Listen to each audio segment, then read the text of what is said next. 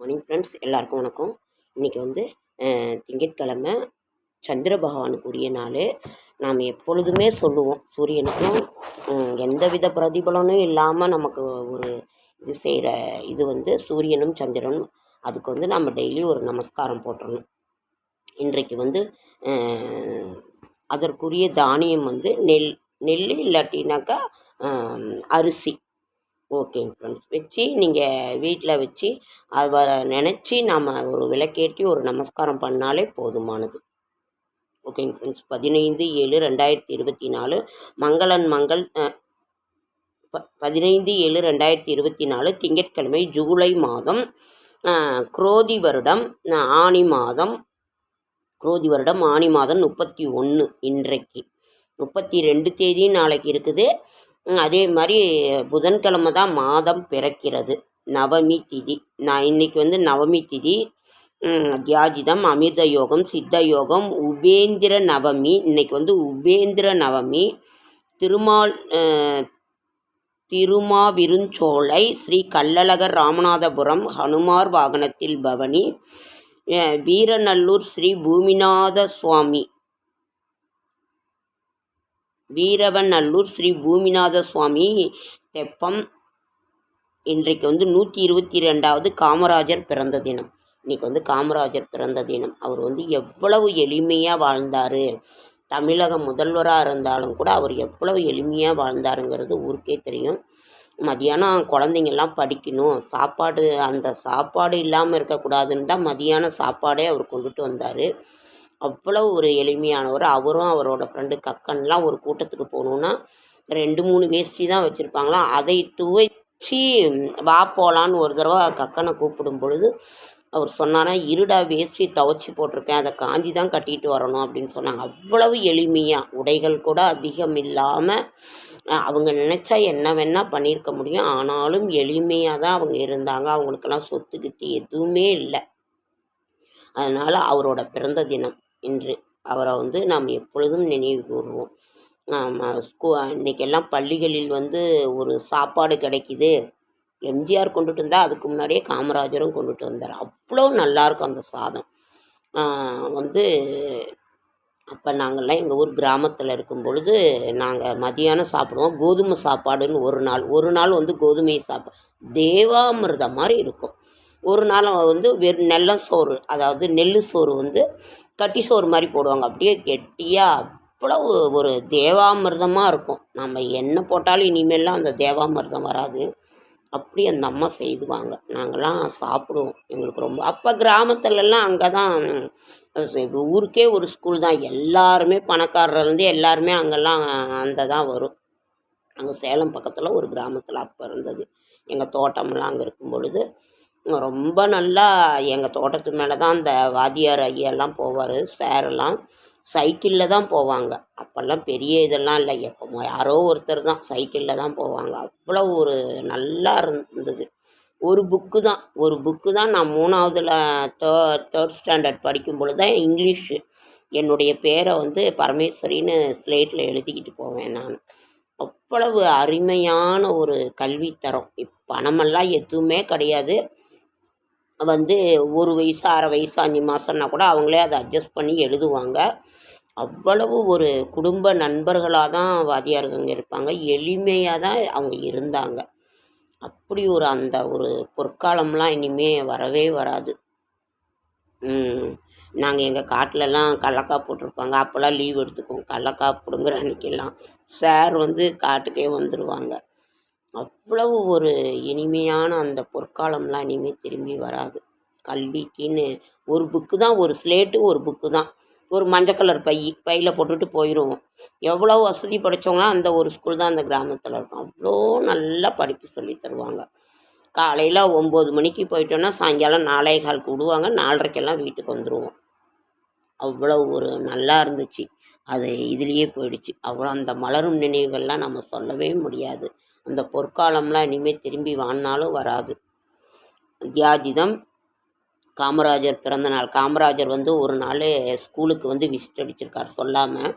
அந்த அம்மா அன்னைக்குன்னு சமைக்கலையா, அந்த அம்மாவை கூப்பிட்டு, நீ இப்படி தான் உன் பிள்ளைங்களுக்கு நீ சமைச்சு போடுவியா அப்படின்னு சொல்லி திட்டினாராம். அந்த அம்மா, சரிங்கய்யா மன்னிச்சிருங்க, இனிமேல் நான் நல்லா செஞ்சு போடுறேன் அப்படின்னு அம்மா வந்து சொன்னாங்களாம். அந்த மாதிரி அவரே உட்காந்து சாப்பிட்டாராம்.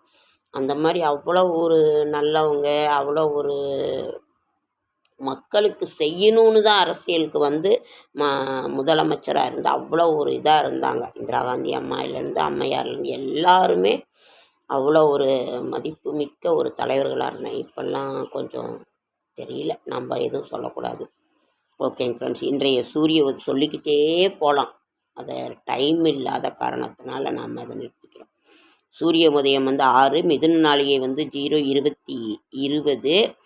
இன்றைக்கு திதி வந்து நவமி திதி. இன்றைய கிரக நிலவரம் மேஷத்தில் ஒன்றும் இல்லை, ரிஷபத்தில் செவ்வாய் குரு, மிதுனத்தில் சூரியன், சிம்மத்தில் சுக்கிரன் புதன், கன்னியில் கேது, கும்பத்தில் சனி, மீனத்தில் ராகு. பண்பாடு குன்றிய இடத்தில் பகைமை உணர்ச்சி அதிகமாக காணப்படும். பண்பாடு குறைந்த இடத்தில் பகைமை உணர்ச்சி அதிகமாக காணப்படும். நல்ல நேரம் என்கின்ற சுபகோரை 6:15 to 7:15, மாலை வந்து 4:45 to 5:45. கௌரி நல்ல நேரம் வந்து 9:15 to 10:15, மாலை 7:30 to 8:30. இன்றைக்கு வந்து பரிகாரம் வந்து தயிர், சூலம் கிழக்கு, கரணம் 9 to 10:30, ராகு காலம் 7:30 to 9, குளிகன் 1:30 to 3, யமகண்டம் 10:30 to 12. ராசி பலன். சந்திராஷ்டிரம் வந்து சதய நட்சத்திரத்துக்கும் பூரட்டாதி நட்சத்திரத்துக்கும் சந்திராஷ்டிரமம். இன்னைக்கு வந்து நல்ல இறை சிந்தனையில் இருங்க. சந்திராஷ்டிரமம் இருக்கிற ராசிக்காரங்க வந்து இறை சிந்தனையில் இருங்க. எந்த இதுவும் புதிய முயற்சி செய்ய வேண்டாம். வந்து இன்றைய ராசி பலன்கள். மேஷம் நிம்மதி, ரிஷபம் எதிர்ப்பு, மிதுனம் உயர்வு, கடகம் ஏமாற்றம், சிம்மம் புகழ், கன்னி ஊக்கம், துலாம் உதவி, விருச்சிகம் மறதி, தனுசு அசதி, மகரம் பெருமை, கும்பம் ஆக்கம், மீனம் போட்டி. சந்திராஷ்டிரமம் சதய நட்சத்திரத்துக்கும் பூரட்டாதி நட்சத்திரத்துக்கும் சந்திராஷ்டிரமம். நமக்கு இப்போ புதன்கிழமை வந்து ஆடி 1 பிறக்க போகுது. தட்சிணாயன புண்ணிய காலமும் ஆரம்பம். ஆடி 1னாவே நம்ம வந்து ஆடி மாதம்னாவே அம்மன் வழிபாடு தான்.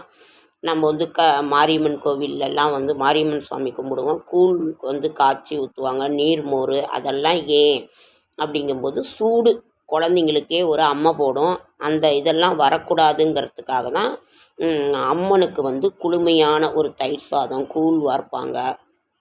வந்து நம்ம விழா எடுக்கிறது எல்லாமே அம்மன் வந்து அந்த வேப்பிள்ளையில் இது பண்ணி, அம்மன் அவ்வளோ ஒரு மகிழ்ச்சியான ஒரு தருணம். அம்மாவுக்கு வந்து மாரியம்மன் சுவாமிக்கு வந்து திருமணம் அன்றைக்கு கேட்ட வரங்களை அள்ளி கொடுத்துருவாங்க. அதனால் நம்ம ஆடி 1ஆம் தேதி தேங்காய் சுடுவோம்.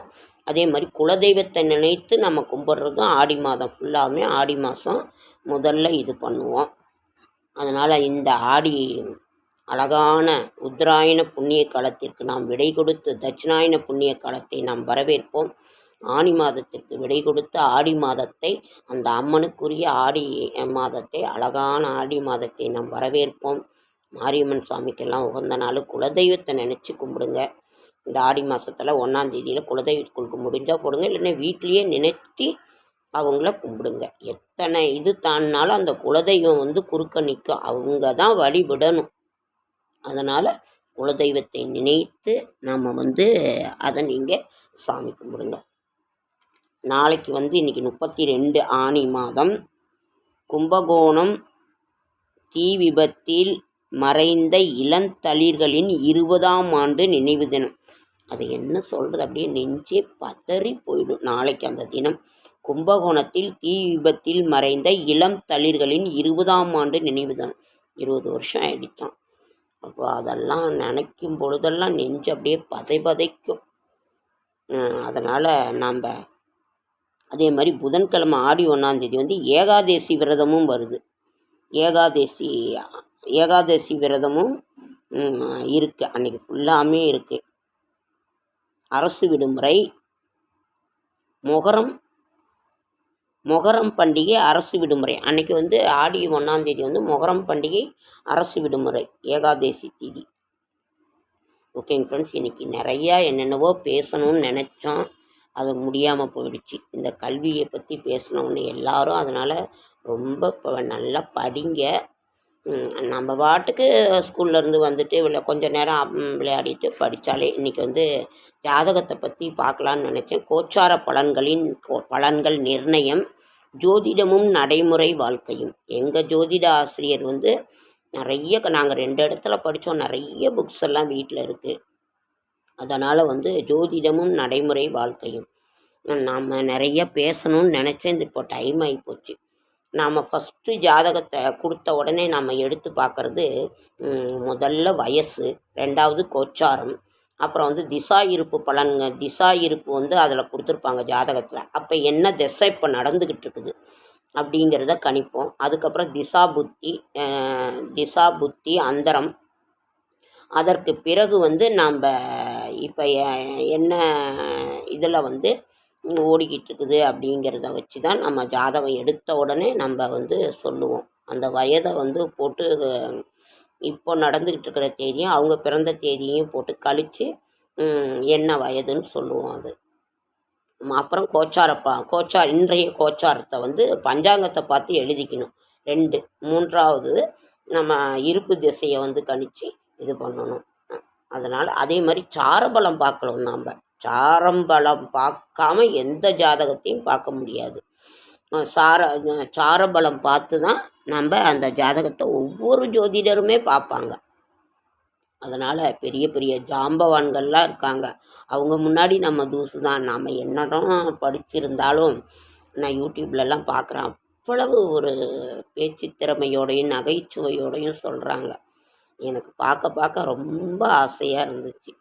அதனால் அந்த ஜோதிடம்ங்கிறது வந்து அதை சாதாரணமாக நினைக்க வேணாம். வேதத்தின் 3வது கண்கள். ஒவ்வொருத்தரெல்லாம் கமெண்ட்லேயே கேட்குறாங்க, இதை எப்படிங்க அப்படிங்கன்னு. அப்படிலாம் கேட்காதீங்க. தயவு செஞ்சு நேரில் போங்க. அதற்கென்று சிரத்தை எடுத்தால்தான். அது அவ்வளவு கஷ்டம். ஆசிரியர்கள்ட்ட போய் புக்கு வாங்கி பணம் கொடுத்து ஒவ்வொருத்தரும் படித்து அவங்க ஒன்றில் வீடியோ எடுக்கிறது கூட அவ்வளவு ஒரு சிரமம். அதனால் நீங்கள்லாம் ஒரு கமெண்ட்லேயே கூட தயவு செஞ்சு கேட்காதீங்க. ஒரு சின்னதாக ஒன்று கேளுங்க, ஆனால் நேரில் போய் கேளுங்க. காசெல்லாம் நிறையா வாங்க மாட்டாங்க. எந்த ஜோதிடருமே நீங்கள் முடியறத கொடுத்தா ரூ. 100 ரூ. 50 இருக்கப்பட்டவங்க அவங்களே கொடுத்துட்றாங்க ரூ. 500. அதனால் ஜோதிடத்தை வந்து வேதத்தின் 3வது கண் ஜோதிடம் சாதாரணமாக நீங்கள் நினைக்க வேணாம். நேரில் போய் அதுக்குன்னு சிரத்தை எடுத்து போய் கேளுங்க உங்களுக்கு பிடித்த ஜோதிடர்கிட்ட. அது வந்து அவ்வளவு ஒரு அதற்கென்று ஒரு மதிப்பு மரியாதை கொடுக்கணும். சும்மா ஃபோன்லேயே இப்படி சொல்லுங்கள் சார், அப்படி சொல்லுங்கள் கேட்காதீங்க. தயவு செஞ்சு கேட்காதீங்க. அதனோட இதை வந்து எனக்கு தெரியும். நாங்கள் எவ்வளோ கஷ்டப்பட்டு போவோம் வருவோம். குருதட்சணை உங்களால் முடிந்தது ரூ. 10 கொடுத்தா கூட ஒரு ஜோதிடர் வாங்கிக்கோ. அவங்க வந்து இவ்வளோ கொடுங்க அவ்வளோ கொடுங்கன்னு கட்டாயம் பண்ண மாட்டாங்க. ரூ. 100 ரூ. 50 ரூ. 300 அதெல்லாம் கொடுங்க. உங்களால் முடிந்ததை கொடுங்க. ஆனால் நேரில் போங்க. தயவு செஞ்சு நேரில் போங்க. ஃபோனில் கேட்காதீங்க, கமெண்ட்ஸில் கேட்காதீங்க. ரொம்ப முக்கியம்னா கேளுங்க. ஒரு ஜோதிடர் வந்து அவர் ஒரு கேட்குறாரு, வாழ்வா சாவா. நான் என்னங்க சார் அப்படியே வரிசையாக கேட்டுட்டு வரும்போது அந்த ஜோதிடருக்கே மனசு தாங்க முடியல. உடனே செல்லில் போட்டு அவருக்கு அந்த நேரமின்மை அவரை சொல்ல முடியும். ஆனால் அவர் சொல்கிறாரு. சின்ராஜின்னு நான் நேற்று தான் அந்த ஜோதிடரை பார்த்தேன். அவ்வளவு அருமையான ஒரு சகோதரர், ஜோதிட சகோதரர், நகைச்சுவையோடு அவ்வளோ ஒரு இதாக உடனே அதை போட்டு ஐயோ இப்படி துடிக்கிறாங்களேன்னு உடனே செல்லில் போட்டு அவர் ஜாதகத்தை கணித்து உடனே அவர் சொல்கிறாரு, வாழ்வா சாவான்னு இது பண்ணுறாங்களே அப்படின்னு சொல்லிட்டு. அவங்க வந்து அதனால் அவங்கெல்லாம் ரொம்ப ஒரு இறை சிந்தனையோடு தான் இருப்பாங்க. அதனால் நீங்கள் தயவு செஞ்சு நேரில் போய் கேளுங்க. அதற்கென்று சிரத்தை எடுத்தால்தான் நாம் எதுக்கு மதிப்பு கொடுக்குறோமோ அதுதான் நம்மக்கிட்ட நிற்கும். அதனால் தயவு செஞ்சு நம்ம கடவுள் நமக்கு ஒன்று கொடுக்கலன்னா அதில் ஏதோ ஒரு நல்லது இருக்கும். அதனால் நீங்கள் நேரில் போய் கேளுங்க. யாராக இருந்தாலும் சரி அவர்களுக்கு மதிப்பு கொடுங்க. மதிப்பு கொடுத்து உங்களால் முடிந்த தட்சணையை கொடுங்க. குருதட்சணைங்கிறது ரூ. 10 கொடுத்தா கூட என்கிட்ட இல்லைங்க சார், என்கிட்ட இவ்வளோ தான் இருக்குன்னீங்கன்னா நிச்சயம் அவங்க வாங்கிக்குவாங்க. இவ்வளோ கொடுங்க அவங்களுக்கு நிச்சயமாக சொல்லவே மாட்டாங்க. அதனால் ஓகேங்க ஃப்ரெண்ட்ஸ், லேட் ஆகிடுச்சி, ரொம்ப லேட் ஆகிடுச்சி. லைக் பண்ணுங்கள், ஷேர் பண்ணுங்கள், கமெண்ட் பண்ணுங்கள், சப்ஸ்கிரைப் பண்ணுங்கள். என்னால் முடிந்த ஆன்மீக தகவலை தரேன். என்னோடய ஷார்ட்ஸ் வீடியோ பார்க்குற அத்தனை பேருக்கும் என்னோடய மனமார்ந்த நன்றி. என்னால் நேரில் வந்து சொல்ல முடியல. ஒரு சப்ஸ்கிரைப்லாம் பார்க்கணுன்னு தான் ரொம்ப ஆசை. சேலம் வந்தால் வாங்க. அதனால் ஓகேங்க ஃப்ரெண்ட்ஸ், ரொம்ப லேட் ஆகிடுச்சு. அடுத்த வீடியோவில் சந்திக்கலாம்.